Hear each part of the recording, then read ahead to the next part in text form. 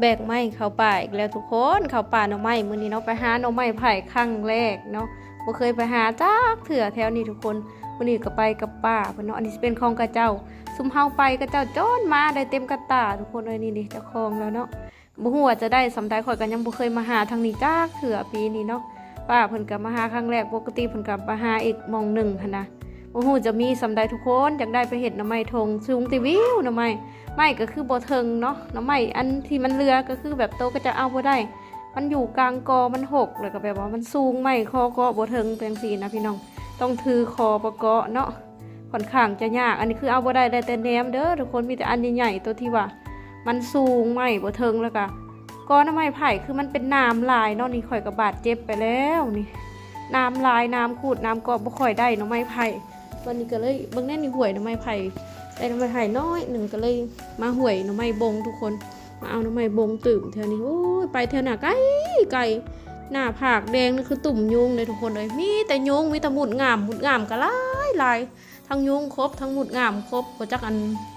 น้ำเกาะน้ำขุดหาหน่อไม้ไผ่นี่บาดเจ็บตามๆกันไปพี่น้องเอ้ยกับบ่มีหน่อไม้ซ้ำบ่สมกับไปสำเนาะอุตส่าห์แบบว่าถือคอเกาะไปเกาะหน่อไม้แต่มันบ่มีทุกคนที่เคยถ่ายเห็นมีน้อยหนึ่งคืออันโตก็จะเอาบ่ได้แหละเนาะก็เลยมาตัวนี้มาหาปอกเอาแนงหน่อบอกหน่อบงตื่มใส่กันทุกคนเอ้ย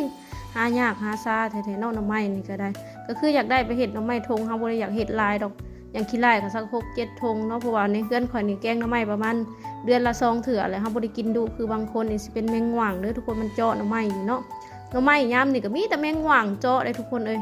เจาะเลยมันก็แข็งหาอันที่แบบแมงอันนี้บ่เจาะน่ะยากแมงอันนี้กินได้เด้อทุกคนเอาไปจี้เอาไปขั่วกินเนาะ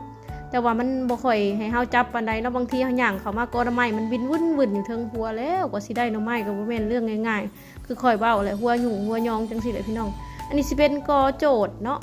กอโจดก็มีอยู่กอเดียวนี่แหละทุกคนมีเห็นแบบมันอยู่ทางเทิงหลายอันมันปีนขึ้นง่ายนะนี่มันบ่มีน้ำแต่ว่าหน่อไม้มันเป็นหน่อกิ่งเกี้ยงคล้ายๆหน่อไผ่เลยเนาะเสียดายบ่มีหลายกอสะเอาหน่อไม้โจดไปเฮ็ดนี่ก็คากเบิ่ง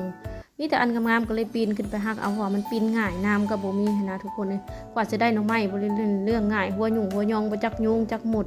จักอีหยังอีหย่าน้ำก็น้ำยังพรมนี่ก็ยุ่งหน้าตานี่ก็โอ้ยบ่เป็นตาเอานั่นพี่น้องเอ้ยสภาพข่อยลงมาคือทุกคนเห็นนี่แหละต้องได้มัดผมใหม่ผมนี่วียากซะด้วยนะมาหายำหน่อไม้ยำใดนี่ก็ประมาณนี้อันนี้สิเป็นหน่อไม้กอเดียวหน่อไม้โจดนั่นแหละเนาะก็สิมานั่งปอกแถวนี้มันบ่ค่อยมีกอโจดหลายทุกคนเอ้ยคือค่อยว่าอะไรหลังจากหาหน่อไม้ไผ่บ่ได้ก็เลยมา